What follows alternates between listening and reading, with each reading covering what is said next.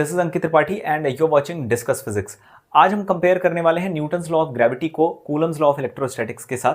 इस कंपैरिजन में हम जानेंगे कि क्या क्या सिमिलैरिटीज और डिसिमिलैरिटीज हैं दोनों फोर्सेस के बीच में, क्योंकि रिटन फॉर्मेट्स में दोनों के दोनों एक ही जैसे दिखाई देते हैं। एक है के Q1 Q2 over r square और एक है G M1 M2 over r square. तो आज हम इनको प्रॉपरली कंपेयर करेंगे। पहले कुछ सिमिलैरिटीज देखते हैं। तो आइए देखिए, हमारे पास दो फोर्सेज हैं यहाँ पर। न्यूटन्स लॉ ऑफ, अगर हम बात करें न्यूटन्स लॉ ऑफ ग्रेविटी की, तो Newton's law of gravity Isaac Newton ने दिया था। ये की एक इंग्लिश फिजिस्ट थे। एक कूलम्स लॉ ऑफ इलेक्ट्रोस्टैटिक्स की हम बात करें, ये एक फ्रेंच फिजिस्ट आपके जो थे कूलम, उन्होंने दिया था। अकॉर्डिंग टू आइजैक न्यूटन, दो ऑब्जेक्ट्स के बीच में काम करने वाला जो फोर्स ऑफ ग्रेविटी होता है वो यूनिवर्सल कांस्टेंट G के M1 M2 over r square के इक्वलेंट होता है। और वहीं अगर हम बात करें कूलम्स लॉ ऑफ इलेक्ट्रोस्टैटिक्स की, तो दो स्टैटिक चार्जेस के बीच में काम करने वाला जो फोर्स होता है वो मीडियम डिपेंडेंट कांस्टेंट के Q1 Q2 over k Q1 Q2 over r square के इक्वलेंट होता है। अगर हम दोनों फोर्सेस के अंदर कुछ चीज़ों को देखें तो देखिए, सबसे पहला कंपैरिजन यहाँ पर हम सिमिलैरिटीज़ का करेंगे। तो दोनों फोर्सेस में क्या सिमिलैरिटीज़ हैं अगर देखिए, तो दोनों फोर्सेस सेंट्रल फोर्सेस हैं। देखिए सेंट्रल फोर्सेस क्या होते हैं मैं एक बार बता देता हूँ। वो फोर्सेस जो किसी पॉइंट के तरफ या उससे दूर को लगते हैं उनको हम सेंट्रल फोर्सेस कहते हैं, क्योंकि ग्रेविटी और इलेक्ट्रोस्टैटिक फोर्स, ये दोनों फोर्सेस दो ऑब्जेक्ट्स को या तो आपस में खींचने के लिए लगते हैं या इनको रिपेल करने के लिए लगते हैं। तो एक सेंटर होता है, या तो उसके टूवर्ड्स लगेंगे या उससे अवे को लगेंगे। तो इसलिए ये दोनों फोर्सेस सेंट्रल फोर्सेस होते हैं। और बहुत अच्छी एक इसकी मैं पहचान आपको बताता हूँ पता लगाने की कि कौन से फोर्सेस सेंट्रल फोर्सेस हैं और कौन से फोर्सेस सेंट्रल फोर्सेस नहीं हैं। जिन भी फोर्सेस के फॉर्मूला में डिस्टेंस वर्ड इन्वॉल्व, डिस्टेंस का टर्म इन्वॉल्व रहता है, वो सेंट्रल फोर्सेस होते हैं। यानी कि जो भी फोर्सेस डिस्टेंस के फंक्शन होते हैं वो आपके सेंट्रल फोर्सेस होते हैं। कैसी डिस्टेंस? एक फिक्स पॉइंट से ली गई दूरी, ठीक है। तो कोई भी फोर्स अगर दूरी का फंक्शन है, डिस्टेंस का फंक्शन है, तो सेंट्रल होगा। तो दोनों के फॉर्मूला में देखिए आर स्क्वायर और आर स्क्वायर आ रहा है, तो दोनों ही सेंट्रल फोर्सेस हो जाएंगे। इसके अलावा अगर हम बात करें, दोनों में जो डिस्टेंस इन्वॉल्व है वो इनवर्स स्क्वायरली इन्वॉल्व है। यानी कि ये इनवर्स स्क्वायर लॉ को, दोनों के दोनों इनवर्स स्क्वायर लॉ को प्रॉपर फॉलो करते हैं। और दुनिया के लगभग 90% central forces inverse square law को फॉलो जरूर करते हैं। क्या कोई ऐसा सेंट्रल फोर्स है जो इनवर्स स्क्वायर लॉ को फॉलो नहीं करता है? ये भी एक क्वेश्चन है। तो 11th क्लास में हम एक रिस्टोरिंग फोर्स के बारे में पढ़ते हैं, F = -kx।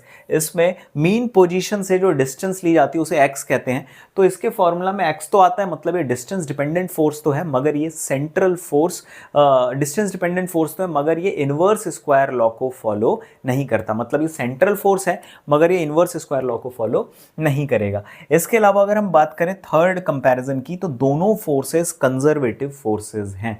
कंजर्वेटिव फोर्सेस किन्हें कहते हैं? ऐसे फोर्सेस जो पाथ पे डिपेंड ना करते हो मगर जिनके द्वारा किया गया पूरा वर्क डन क्लोज साइकिल में जीरो आता हो, उनको कंजर्वेटिव फोर्सेस कहते हैं। क्या कुछ ऐसे भी फोर्सेस होते हैं जो कंजर्वेटिव नहीं होते हैं? जी हाँ, जैसे फ्रिक्शन या विस्कस फोर्स, ये कंजर्वेटिव नहीं होते हैं, ये पाथ डिपेंडेंट फोर्सेस होते हैं। तो हालांकि दोनों ही कंजर्वेटिव नेचर के नेचुरल फोर्सेस हैं। ग्रेविटी भी एक नेचुरल फोर्स है और इलेक्ट्रोस्टैटिक फोर्स भी एक नेचुरल फोर्स है। अगर हम बात करें दोनों के ऑपरेशन की, वैक्यूम के अंदर क्या दोनों चल सकते हैं, दोनों काम कर सकते हैं?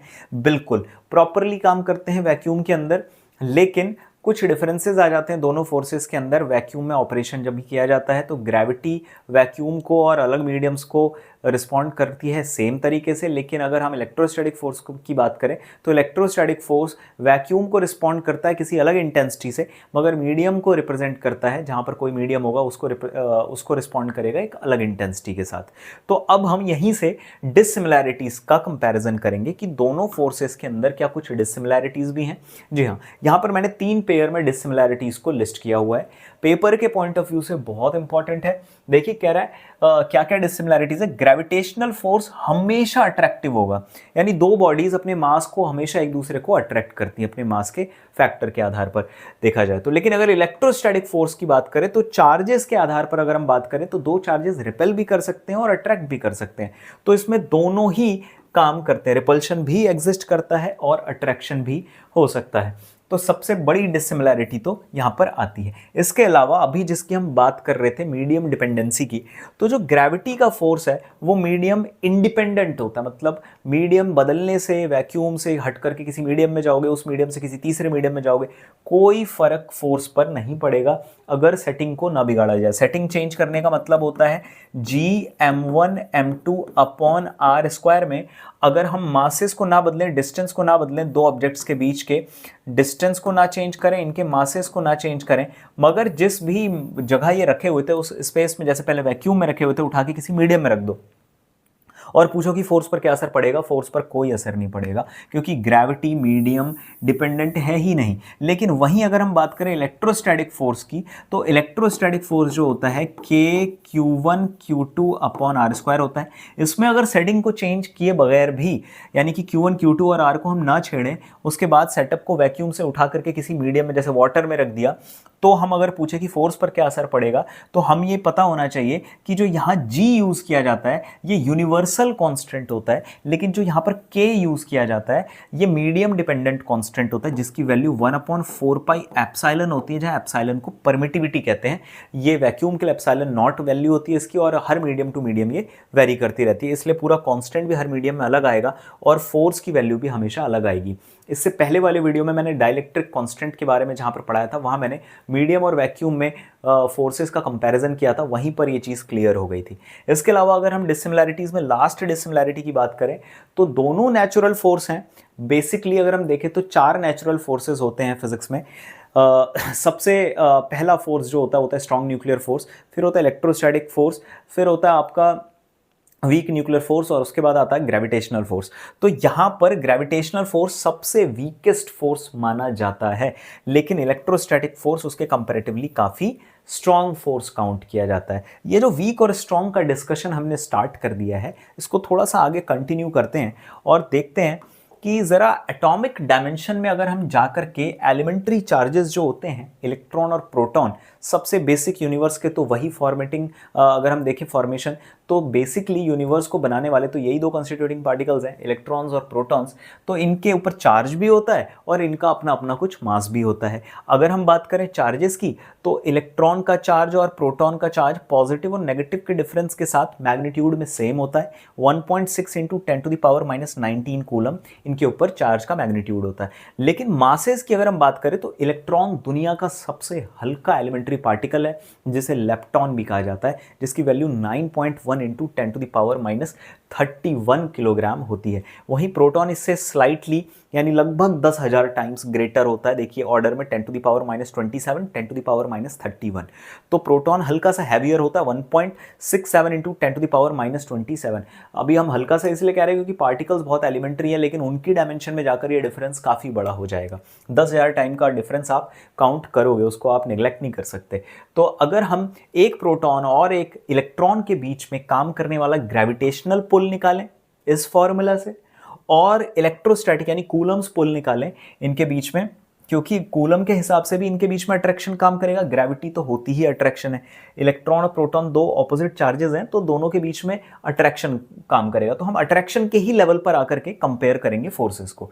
तो ये भी अट्रैक्शन का फोर्स बन रहा है, ये भी अट्रैक्शन का फोर्स बन रहा है। अगर हम दोनों फोर्सेस को रेशियो में लेते हैं, ठीक है, क्या कहा जा रहा था, इलेक्ट्रोस्टैटिक फोर्स ज्यादा होता है। आइए चेक करते हैं। तो सबसे पहले इलेक्ट्रोस्टैटिक फोर्स को हम ऊपर रख लेंगे, ग्रेविटेशनल फोर्स को हम नीचे रखेंगे, ठीक है। दोनों के बीच का डिस्टेंस अगर हम कॉमन रखते हैं, तो आर स्क्वायर से आर स्क्वायर कैंसिल हो जाएगा। K charge of proton, charge of electron over G mass of proton और मास ऑफ इलेक्ट्रॉन। सारी वैल्यूज यहाँ पर रखी हुई हैं।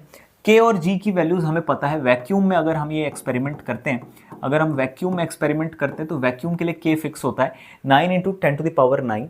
लेकिन ग्रेविटेशनल कांस्टेंट जो होता है वो हर जगह कांस्टेंट रहता है, 6.67 10⁻11। सारी वैल्यूज को, इनको और इनको अगर हम पुट करें, तो जो लास्ट कंपैरेटिवली आंसर आता हुआ था 2.27 × 10⁻31, ये रेशियो है फोर्सेस का। तो ये डायमेंशनलेस होगा। इलेक्ट्रोस्टैटिक फोर्स और ग्रेविटेशनल फोर्स का ये रेशियो है, इसको याद रख लेंगे। क्या वैल्यू बोली, 2.27 × 10⁻39, ठीक है। तो इसका क्या मतलब क्या होता है इस रेशियो का? इसका ये मतलब होता है कि इलेक्ट्रोस्टैटिक फोर्स ग्रेविटेशनल फोर्स से ज्यादा है। कितने टाइम्स ज्यादा है? 10 to the power 39 times greater है। ये 2.27 आगे का फैक्टर आप याद रखें या ना रखें, लेकिन 10 टू द पावर 39 ऑर्डर जरूर याद रखिएगा। एक इलेक्ट्रॉन और प्रोटॉन के बीच का कंपैरिजन ये है। इलेक्ट्रोस्टैटिक पुल और ग्रेविटेशनल पुल का काफी ज्यादा अंतर है। 39 यानी हमारी गिनती खत्म हो जाएगी मगर जीरोस खत्म नहीं होंगे। ठीक है, अब चलते हैं थोड़ा सा आगे। इसमें यहां पर कह रहा है कि अब थोड़ा सा ग्रेविटी और उससे बात से अगर हम हट जाएं, अगर देखें कि ग्रेविटी जो एसेलरेशन, क्योंकि 39 टाइम्स का डिफरेंस आ गया, 10 टू द पावर 39 टाइम्स का डिफरेंस आ गया, तो ग्रेविटी उतना एसेलरेशन प्रोड्यूस नहीं कर पाएगी। लेकिन इलेक्ट्रोस्टैटिक फोर्स काफ़ी अच्छा खासा एसेलरेशन प्रोड्यूस कर सकता है। साथ ही साथ हमें इस पर्टिकुलर टॉपिक में ये सीखने को मिलेगा, क्या हमें इसमें बताया जा रहा है कि एक इलेक्ट्रॉन और एक प्रोटॉन अगर एक दूसरे को अट्रैक्ट करते हैं एटम के अंदर, ठीक है, जैसे आप हाइड्रोजन एटम को कंसीडर कर लीजिए, एक हाइड्रोजन एटम कंसीडर कर लीजिए।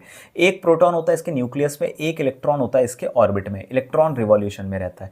ठीक है, तो इलेक्ट्रॉन और प्रोटॉन के बीच में काम करने वाले एटॉमिक डायमेंशन में इलेक्ट्रोस्टैटिक फोर्स की अगर हम बात करें तो इलेक्ट्रॉन का चार्ज कितना होता है? 1.6 इंटू 10 पावर -19 कूलम। प्रोटॉन का इतना ही पॉजिटिव चार्ज होता है। के की वैल्यू वैक्यूम रहेगा वहां पर, तो कोई और तो कुछ एनवायरनमेंट रहेगा नहीं। हाँ, ये जो रेडियस होती है एटॉमिक डायमेंशन में, हाइड्रोजन एटम के फर्स्ट ऑर्बिट की रेडियस जो होती है वो होती है 0.529 एंगस्ट्रॉम। इसने 1 एंगस्ट्रॉम कंसीडर किया है ऑन एवरेज। ठीक है, तो 1 एंगस्ट्रॉम को अगर आप मीटर में कन्वर्ट करोगे तो 10 टू द पावर -10 मीटर्स आपको यूज करना पड़ेगा। तो अभी मैं आपको ये बता देता हूं कि इनके बीच में कितना फोर्स काम करता है। एक इलेक्ट्रॉन एक प्रोटॉन को 1 एंगस्ट्रॉम की दूरी से 2.3 into 10 to the power -8 newton के फोर्स से अट्रैक्ट करेगा। वैल्यू कैसे आई? आपको इस फॉर्मूले में charge of electron, charge of proton और डिस्टेंस को 1 एंगस्ट्रॉम रखना है और के की वैल्यू को 9.9 into 10 to the power 9 consider करते हुए जब आप इसे सॉल्व करेंगे तो इसको याद रखिएगा। 1 एंगस्ट्रॉम की दूरी पर रखे हुए एक इलेक्ट्रॉन और प्रोटॉन के बीच में जो फोर्स लगता है वो लगता है 2.3 into 10 to the power -8 newtons का ये फोर्स काम करता है एक इलेक्ट्रॉन और एक प्रोटॉन के बीच में। अगर हम इस फोर्स से, क्योंकि एक इलेक्ट्रॉन एक प्रोटॉन को अट्रैक्ट कर रहा है, ठीक है, एक इलेक्ट्रॉन एक प्रोटॉन को अट्रैक्ट कर रहा है, तो और प्रोटॉन भी इलेक्ट्रॉन को अट्रैक्ट कर रहा होगा, दोनों एक दूसरे को अट्रैक्ट कर रहे होंगे, है ना। ये आपका इलेक्ट्रॉन हो गया और ये आपका प्रोटॉन हो गया। दोनों के बीच में जो म्यूचुअल अट्रैक्टिव फोर्स लग रहा है उसका मैग्नीट्यूड इतना है। अब इसको चाहे इलेक्ट्रॉन का प्रोटॉन पर फोर्स कह लीजिए या प्रोटॉन का इलेक्ट्रॉन पर फोर्स कह लीजिए, फोर्स का मैग्नीट्यूड सेम है, लेकिन फोर्स के इंपैक्ट दोनों पार्टिकल्स पर अलग अलग पड़ेंगे। यही फोर्स दोनों पार्टिकल्स में एक्सेलरेशन प्रोड्यूस करेगा। अगर इस फोर्स से मैं F इज टू, क्योंकि ma होता है तो यहां से a की वैल्यू अगर निकालूंगा तो F अपॉन m से मैं प्रोड्यूस्ड एक्सेलरेशन भी एक्सपेक्ट कर सकता हूं। अगर मैं एक्सेलरेशन इलेक्ट्रॉन का निकालूंगा तो इस कॉमन फोर्स को मुझे इलेक्ट्रॉन के मास से डिवाइड करना पड़ेगा। वहीं अगर मैं एक्सेलरेशन अगर प्रोटॉन पे निकालूंगा तो इस पर्टिकुलर फोर्स को जो मैंने ऊपर निकाल रखा है इसको प्रोटॉन के मास से डिवाइड करना पड़ेगा। अगर मैं इलेक्ट्रॉन के मास से इसको डिवाइड करूंगा तो 2.5 into 10 to the power 22 metre पर सेकंड स्क्वायर का एक्सेलरेशन आएगा। अगर प्रोटॉन के मास से डिवाइड करूंगा तो 1.3 into 10 to the power 19 metre पर सेकंड स्क्वायर का एक्सेलरेशन आएगा। यानी इलेक्ट्रॉन ज्यादा एक्सेलरेट हो रहा है क्योंकि वो हल्का पार्टिकल है और प्रोटॉन कम एक्सेलरेट हो रहा है क्योंकि वो हैवियर पार्टिकल है। अगर दोनों मासेस इक्वल होते तो दोनों सेम एक्सेलरेशन को फील करते। यहां से हमें इलेक्ट्रोस्टैटिक की एक और बहुत इंपॉर्टेंट कंसेप्ट हमें समझने में आया कि जो फोर्स होगा दो चार्जेस के बीच का, वो फोर्स हो सकता है दोनों चार्जेस कॉमनली एक दूसरे पे लगा रहे हो, ए का बी पर और बी का ए पर। फोर्स की मैग्नीट्यूड सेम आ सकती है, लेकिन हर चार्ज मास के साथ आता है और मास डिसाइड करता है कि चार्ज के ऊपर फोर्स कितना एक्सेलरेशन प्रोड्यूस कर पाएगा। तो अगर आप एक्सेलरेशन में जाकर के बात करेंगे तो दोनों चार्जेस के बीच में लगने वाला फोर्स भले सेम हो, ए का बी पर और बी का ए पर, लेकिन दोनों चार्जेस के एक्सेलरेशंस डिफरेंट हो सकते हैं अगर उनके मासेस क्या होंगे, डिफरेंट। तो ये एक इनर्शिया का फैक्टर था, यानी मास का फैक्टर था, जो हमने इसी बीच में पढ़ लिया। अच्छा, अगर ग्रेविटी से प्रोड्यूस्ड फोर्सेस अगर हम निकालें तो वो बहुत ही कंपैरेटिवली वो एक्सेलरेशंस कम आएंगे, नेग्लिजिबल होंगे। तो आप यहाँ पर ये चीज़ समझ गए कि ग्रेविटी का फोर्स काफ़ी ज़्यादा कमज़ोर फोर्स होता है।